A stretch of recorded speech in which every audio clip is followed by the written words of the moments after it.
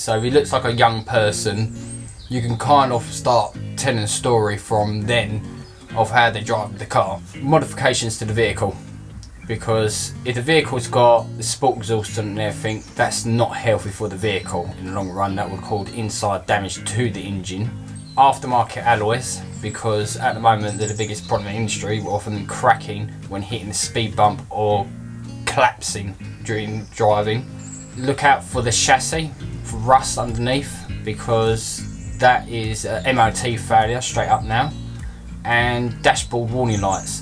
That is a new law which just come in in 2020 of any lights on the dashboard now is classed as an instant failure. And the interior people don't really pay much attention to, but a seat of a vehicle can actually devalue the vehicle because of the wear.